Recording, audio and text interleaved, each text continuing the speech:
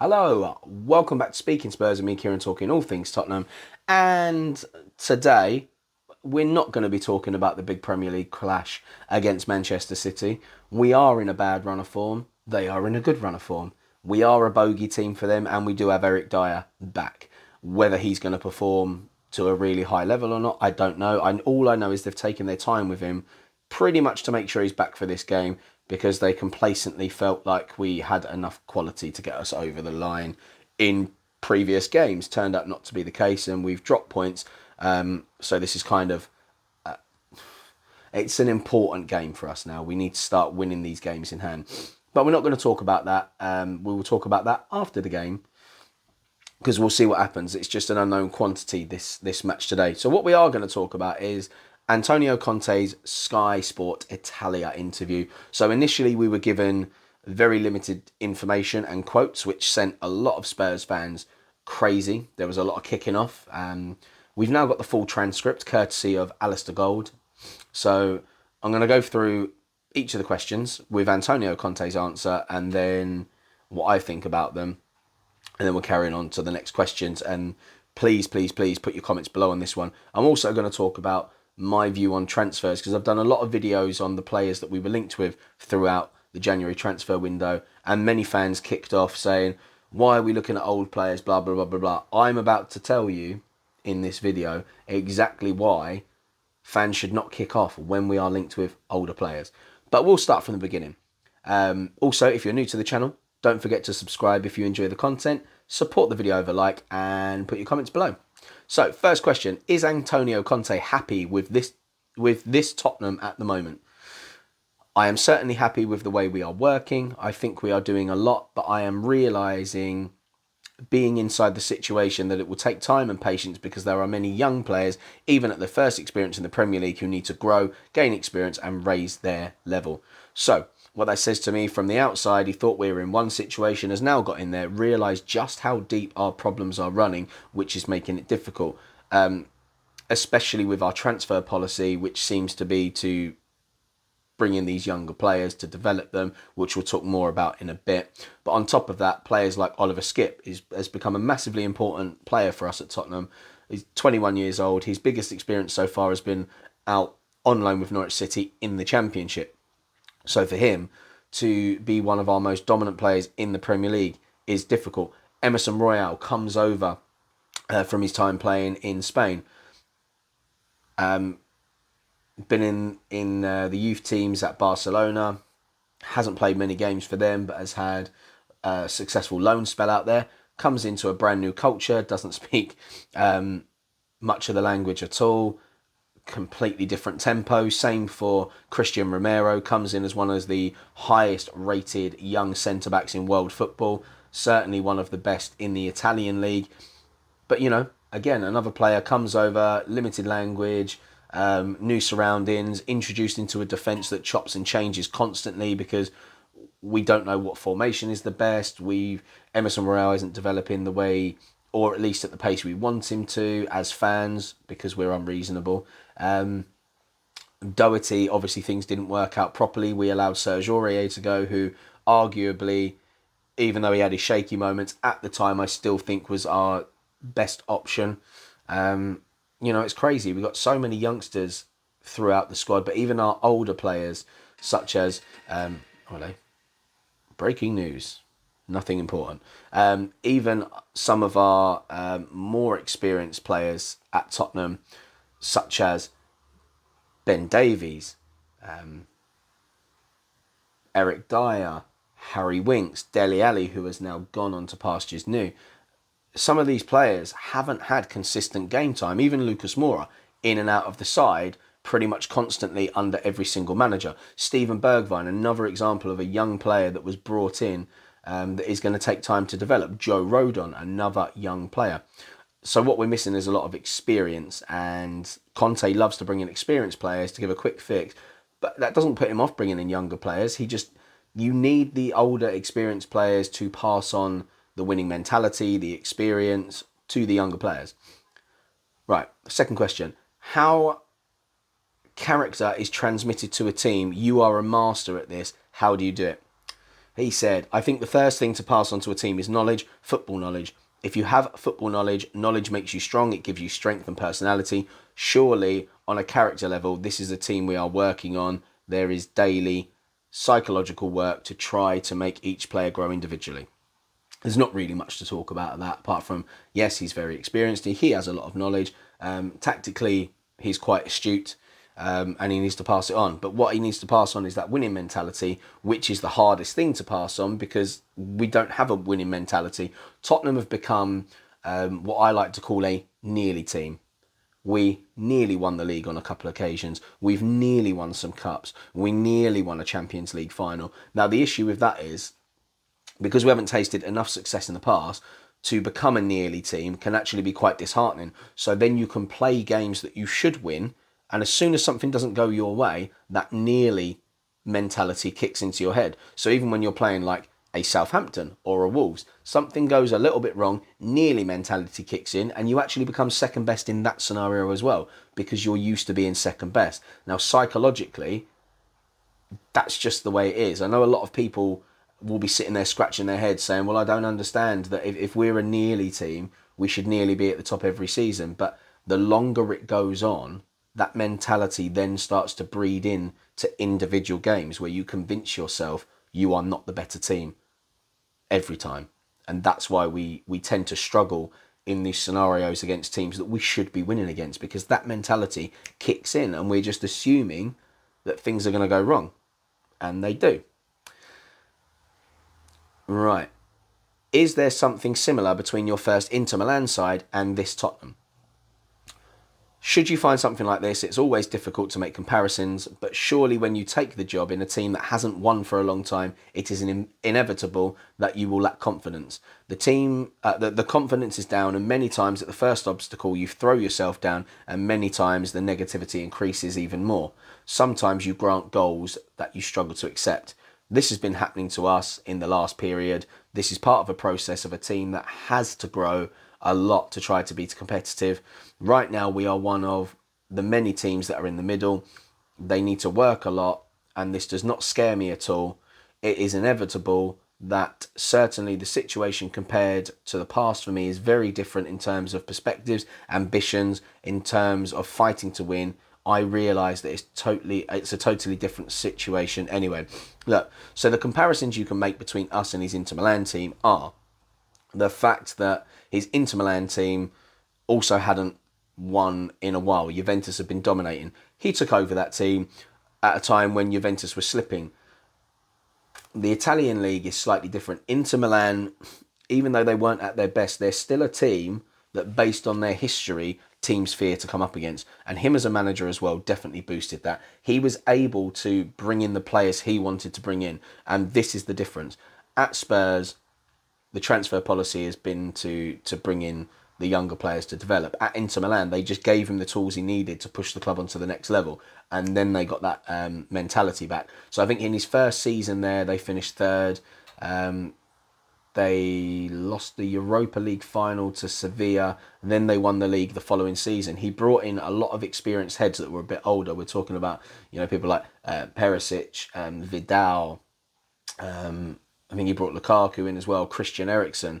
They're not young players by any stretch of the imagination. We're talking about people in their late 20s, early 30s. The same sort of age range of people that when I was talking about in the January transfer window, lots of Spurs fans were shooting down. Why are we going for old players? There you have it. The reason you go for the old players is because a lot of them have already tasted success. They know what it means to make it. And I think there's this growing issue that people relate age to players not being able to perform on the pitch to the highest level. It's not true. Just because they're older doesn't mean they're done. As long as they're fit and they can run around and they've got the experience, like sometimes being a little bit older, it just makes you smarter on the pitch. You adjust the way you play in the right way. And then the experience and the mentality carries you through. So when I do post the links of us being linked with people that are maybe in their early 30s, they're not people that are going to weaken us as a team. As you can see, we've got all these younger players, and where are we now? And these are the players of the sort of age that many fans have been crying out for. It doesn't work because you need the experienced heads in there. You need a combination of both. You can't just expect to bring in the youngsters of 25 and below and expect to win. That's crazy. Then they ask, did you realise it now or at the beginning? And they're talking about, did you realise the real situation at Spurs, or have you only just found it out?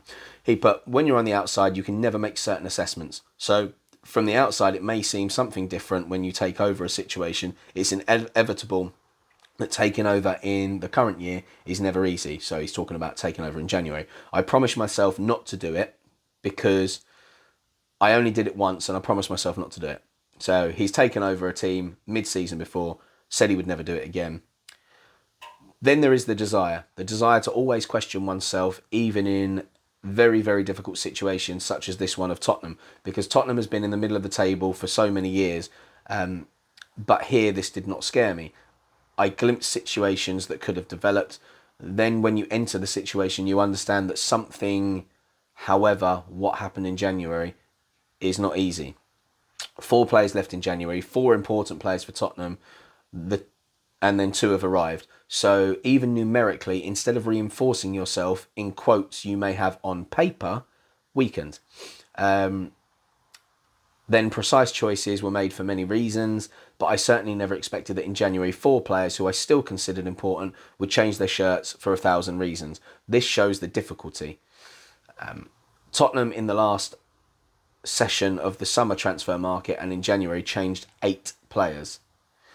So what he's basically saying is that there's a few ways of looking at this. When he's talking about important players, there's 2 things he's talking about. The amount they cost to bring in some of these players. Tanguy Ndombele and Lo Celso set us back over £100 million, right?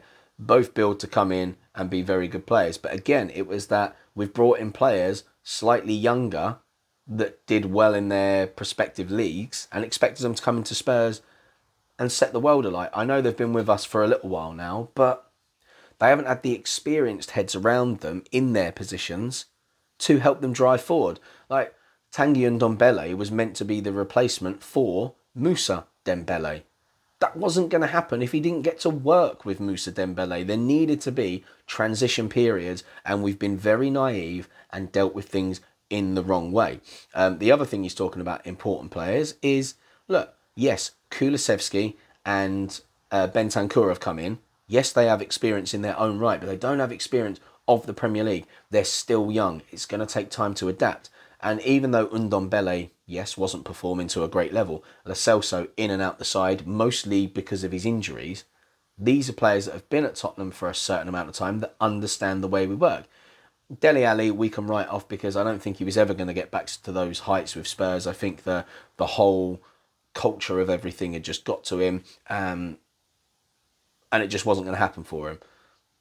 Bryan Hill, again, young player, very young player, brought in to a situation that was not great. So they've all walked into this club in a poor situation anyway. But yes, we have technically weakened the squad. So the next question, during a press conference, you said there were opportunities in the January market, but were there any opportunities Tottenham could have seized and missed? He said, it is inevitable in January. It is very difficult to get 2 players like Bentancur and Kulusevski to sign, who, I repeat, are the ideal prospects, key word there, for Tottenham, because Tottenham is looking for young players, players to be developed, not ready players. This is the speech. So again, he's reiterating, I want some more experienced players within the squad that are ready to take us to the next level rather than having to develop these players. Yes, Bentancur, Kulusevski, very exciting prospects for the future once they've settled in to the Premier League. But he needs the players to change the squad now, because otherwise there's going to be this growing situation where Spurs fans, unfortunately, are going to get on his back because he's a world-class manager and we want instant success. Not enough of the fans will look at the bigger picture, seeing that he wasn't given the tools to do that immediately. He's only been given the tools to develop over time, which is not good enough at this stage. We need to be in and around the top 4. And Daniel Levy is an absolute, I'm not going to say the word, but as soon as a manager starts doing well, with the tools he's given. Daniel Levy goes, right, well, I don't need to give him exactly what he's asked for because he's overachieving with what he's got. The fact that we're still in touching distance of top four, despite our bad run of form, is going to be enough for Daniel Levy to hold back a bit, which is annoying. Next one. Is it possible to grow with players like that and not with ready players? You at Inter were asking for ready players to fill the gap you were talking about. He said, but here was the link. The vision, the philosophy of the club is this. It is inevitable. He loves saying inevitable. It is inevitable that if you want to grow faster and if you want to be competitive more quickly, you need players with a lot of experience because they also lead to an increase in experience in your team. But then again, the vision of the club, I realised, is this and will continue to be this. For this reason, it will take a lot of patience, and I continue to explain it to the whole environment and to the fans. So if you've been a regular watcher of Conte interviews, he has said that he's asking for patience. It will take time. And this is the reason why. He's clearly outlined it for all of us fans to hear and read. They won't sign enough of the experienced players.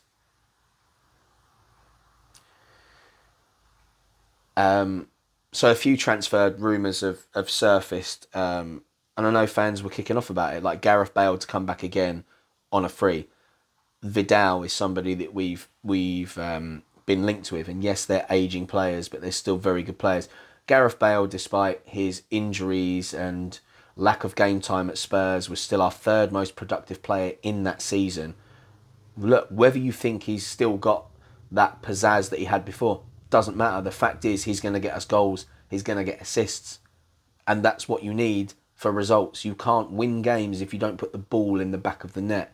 So I would take Gareth Bale on a free and maybe give him, maybe start him in games that he's completely ready for. But he's still a guy that you can bring off the bench in the last 25 minutes of a game, you know, coming on against a tiring team and just rip him to shreds with his skill. Vidal, battler, hard worker, everything Conte would want. Screw the age, doesn't make a difference. If his body is still up to it, they're the sort of players you need. Then he was asked, does Inter win the Scudetto? Not important for us. Laughs, yes, Inter wins. Obviously, he's going to say that. But so that interview for me makes a lot more sense now, and I hope it makes sense to you as Spurs fans out there, and you can maybe not be on Conte's back so much. There wasn't anything he said in there that wasn't pure honesty. And I hear Spurs are a little bit angry about it and don't want him doing any more interviews with Italian media. This one he was actually contracted to do, which is why he had to do it. But Spurs don't want him doing any more now. And it's not because of his honesty. I think it's because when he has these interviews with the Italian press, because words get lost in translation, it's very easy for our press to pick up on quotes that he said and put them out there, which causes the chaos amongst the Spurs fans to kick off, because bad press is great press. It causes uproar, and that's what the media want. So that's why they don't want that to happen. I know he's got broken English, even when he talks in our interviews, but we can kind of make more sense of it. And it's easier to get the full transcript, whereas from the Italian media, we have to go digging. It then has to be translated and put out there. But the fact is, Conte has basically come out and said, you know, he thought there was one kind of situation at Spurs that we could all see, which I think is it's an underachieving club at the moment. We had the players on paper to do well. He came into the club. Problems obviously run deeper. There's a lot of players that have wanted to move on in windows. People have been mistreated and wanted more game time. Dele Alli has certainly been victimised over time. He's now had to leave the club. Brian Hill came in with a lot of excitement, and as I've said many times, he's not strong enough yet. He's not experienced enough for the Spurs jersey. We've made a lot of mistakes in the recruitment area. Massive fees spent out on players that were risks. Like Ndombele, we always knew about his mentality. Serge Aurier, we knew about his mentality, certainly can be very fiery. And these players have helped us and shown some very good moments in Spurs shirts, but they were never going to take us on to the next level because of their attitudes and the consistency. And I don't think he realised just how damaged the culture at Spurs was in terms of that nearly mentality and not being able to push through for victories. And I think a lot of this still stems from that Spurs documentary. The the loss of the Champions League final. I think it's still a massive hangover from that we were so close to all these things, losing out on a title twice, losing a Champions League final, losing League Cup finals. It's all been very damaging, and these things take time to get over. But I think looking forward, the culture at Spurs needs to change. Daniel Levy and Paratici need to quickly learn that you're going to have to allow Conte to sign some older, experienced heads to help us get through and move on to the next level, because the guys that are around their, let's say, mid-20s, they will learn very quickly from people that are in their early 30s, and that winning mentality will pass on, because these guys are going to come in and start. The guys in their mid-20s are going to have to compete with them, and they will then be rotated with them, obviously, because of, the older you are, the more injuries you pick up, you don't recover as quick. So there's still going to be opportunities for these mid-20s players. Then the guys in their early 20s will then learn from both sets of players. And that's how you breed a more experienced winning mentality. So when we put transfer stories out there that are of people maybe in their early 30s, maybe some of you out there that have been quick to kick off about their age will stop saying, why are we trying to sign dinosaurs and blah, blah, blah, blah, blah. They're too old. They're not too old, because if they were too old, they wouldn't still be playing at the top level for top clubs. Some of the guys we were linked with, yes, they're in their early 30s, but they were playing for teams like Juventus, Inter Milan, AC Milan, big clubs in world football. So stop writing off people just because of their age. How would you feel if you walked into work next week and they went, nah, sorry, mate, we think you passed it. And you in your head know you can go and do your job to a high standard. And they were like, yeah, sorry, we're going to let you go. You're in your 50s now. Even though you can do the job perfectly well, your mind is still there at sharp. So just think about it in that sense, rather than just judging about players that maybe you haven't seen enough of week in, week out. You're just basing it on their age and the league they happen to play in. So just have a think in future. Not all of you, obviously. There's loads of you that completely understand that older players are needed within squads for the balance. But yeah, so that was it for today. Hopefully it's cleared a few things up for you. Fingers crossed we get the win against Manchester City today. We are a bogey team for them.